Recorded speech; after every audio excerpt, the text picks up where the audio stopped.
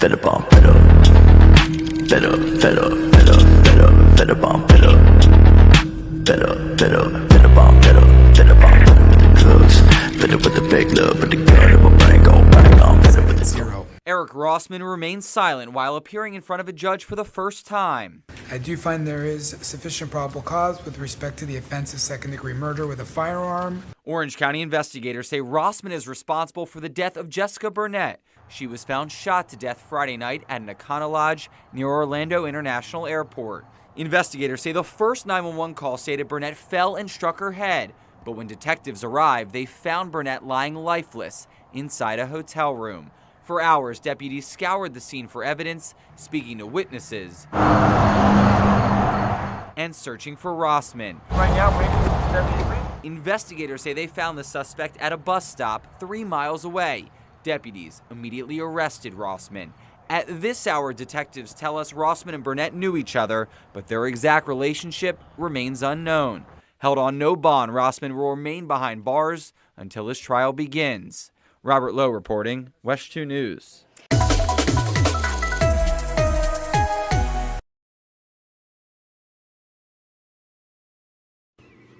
Welcome back to another reading, and this reading is going to be done on this Eric Rossman.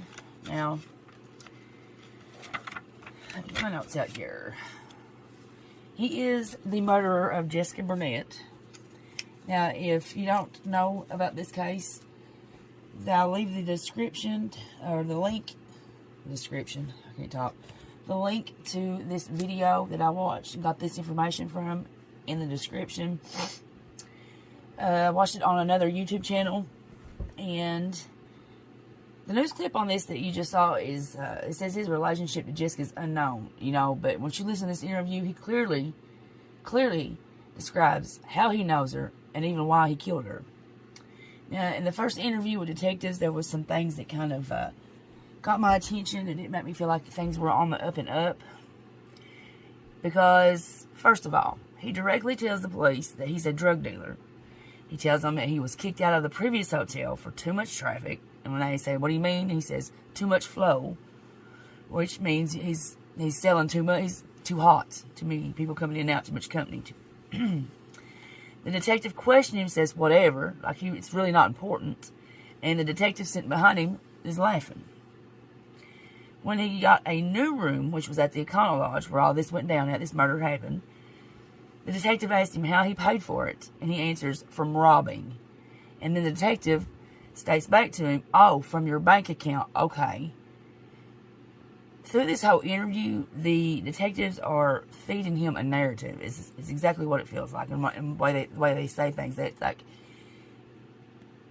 he'll say who feels comfortable, and telling the police that you got kicked out of one hotel because you're drug dealing too hot and heavy, and then that you rob people to get hotel room money.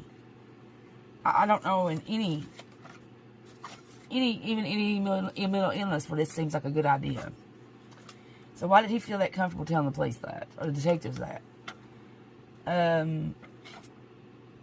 He takes them to the gun and some of Jessica's property. He completely admits to shooting Jessica in the head because he says the reasons why. She talked too much. She repeated things that she shouldn't have said in front of the wrong company. She robbed everyone. And because Richard wanted him to kill her, saying she was a side piece, and she wouldn't stop robbing people as well. His same motive. And he's talking about people like his friends, that she robbed everybody. Family, friends, it didn't matter who you were. So now, how do you take somebody that, no protesting, no uncertainty, that says, I want you to kill my girlfriend for me, and then having a conversation with police and telling them every detail about it? Either there's truly something bad wrong there, or there's some bigger involvement in that. There's some protection to a certain degree when it comes to Mr. Eric. So that's what I want to do a reading on, first of all, before we even get to the Jessica Burnette murder. Well, this isn't, I want to know who her murderer is first. Okay, Eric Rossman. Who is Eric Rossman?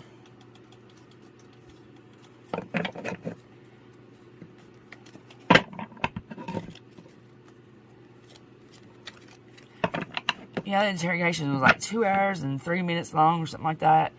And I watched the first hour and 7 minutes of it. So that's all I've seen of it. That's all I needed to see to feel like things were not exactly what they're saying. When the mainstream media already starts telling lies, you know for sure that there's a deeper meaning to what happened. It didn't go exactly the way they, or the meanings is more than what they put out there.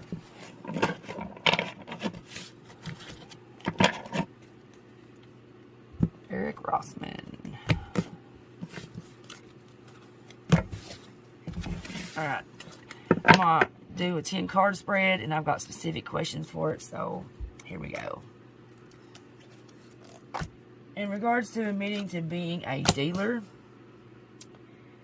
and robbing people, show the truth and the forces or the influence behind Eric, like his support. In regards to Jessica's character, he stated Jessica was a thief. Show the energy surrounding Jessica's character.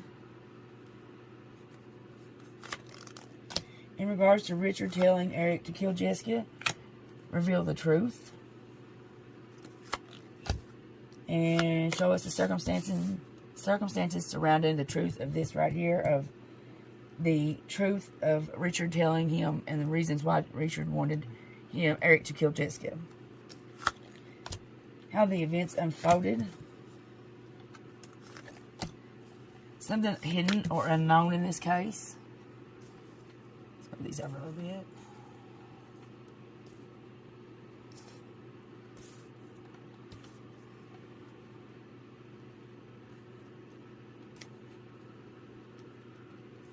Okay. What was Eric's motive in shooting Jessica? Was it what he stated?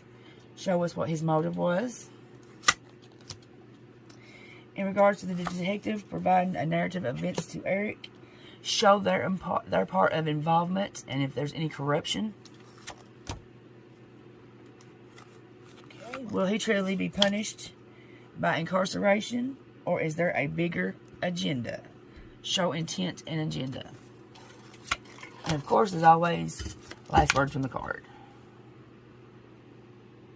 Okay, let's push these cards up so we can see them here.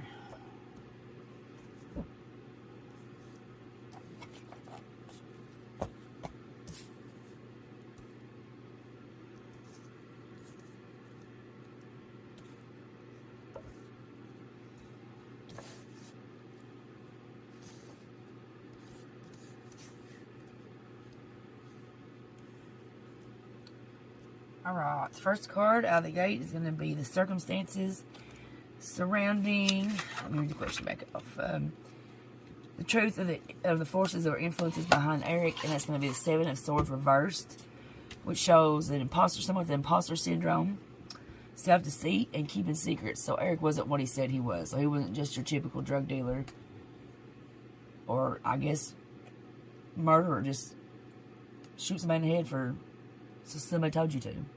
The next one is going to be the truth behind Jessica's character, and that's the Page of Cups reversed. That's usually a young person with some guiding intuition and emotional immaturity. I think Jessica really was robbing people like they said she was. I think she had a problem, a klepto problem maybe, but she was robbing everybody for drugs or money. So, and then possibly opening her mouth about things that she shouldn't have, because it was alleged by Eric that Richard, her boyfriend, was a gang member. So. And the next one is going to show the truth behind Richard's motive to kill her, and that's going to be the Nine of Pentacles. That's showing self-sufficiency and financial independence. Simply put, he was tired of her. He wanted to be on his own, away from her, by himself, and he was tired of paying for her. I'd say the friends that she's robbed for the money or the drugs, that Richard's had to pay that back. So that's out of pocket right there. The next one is going to be the circumstances surrounding Richard's motive. And that's going to be the Ace of Cups reversed. Again, this is self-love, intuition, and repressed emotions. He didn't have any feelings left for this girl. It was just get her, just as long as she's away from me. As long as she's out of my life, and whatever means necessary for her to be out of his life. Because see, he did say that Richard was either married or had a steady girlfriend. I'm not sure. But it was a steady relationship, and that she was the side piece. All right, now the next one is going to be how the events unfolded. And look here, you've got the levers card. Mr. Richard popped this off. It was true that he did pull him down there in the parking lot with just them two and Jessica back in the room and give him the gun and tell him to kill her. So, that's the truth. Something hidden or unknown about this case, and that's going to be a Knight of Pentacles reversed. This usually aspects a young male. And I'm going to say young male, the young one in this situation, the young male, because Richard was quite a bit older, would be Eric. And it's self-discipline, boredom, feeling stuck. So that's why he took on this task. I'd say it wasn't just Richard. He didn't just go along with Richard's suggestion to kill Jessica. I'd say he was promised some things. Some type of payment in some form or forms. Ways only game can pay you. Or deep involvement.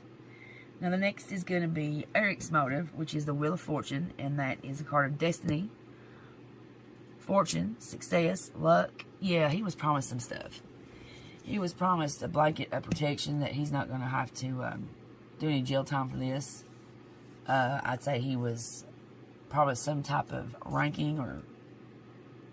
This is something, this goes way beyond that. This is definitely corrupted here. Which brings us to the next one. It's going to be the police's involvement or corruption, which is the Four of Swords. That's a card of conflict, disagreements, competition, and winning at all costs. I would say that, see, this interrogation is public knowledge. I mean, it's posted on the internet for anybody to watch. I'd say, and this goes along with them feeding Eric the narrative, I would say that they was feeding him the narrative because he wasn't going by the story. And this was being recorded. He was just saying whatever. He just, I know I'm not going to get in trouble. I know this was a inside job on many levels. I'd say Richard's gang and the police are hand in hand. They're going to be together. I guarantee you that. So, he was promised some things. This boy's promised some things. And as far as the police involvement and corruption there was conflict and disagreements because this boy didn't follow the script.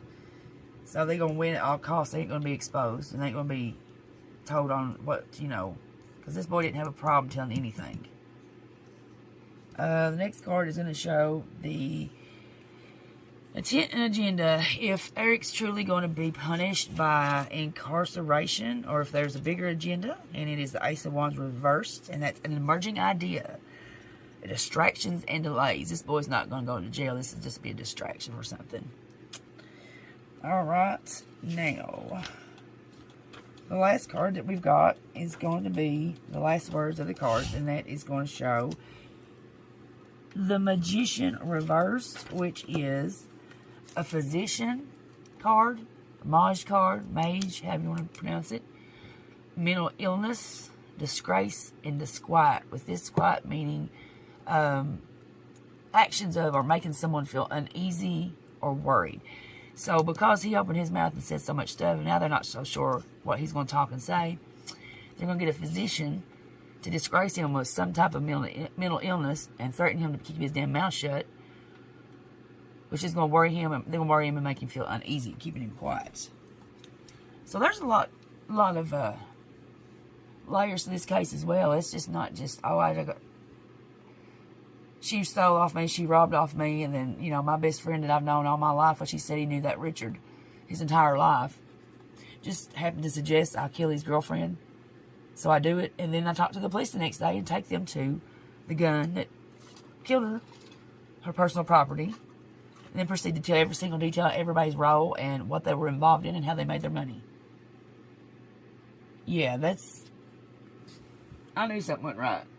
When I watched it yesterday, it just didn't feel right. And this is why. So this is going to be a layer by layer card readings to find out what really happened to this girl.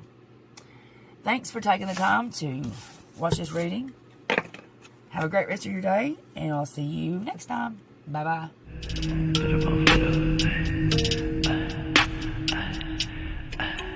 Fed up, fed up, fed up, fed up, fed up, fed up, fed up.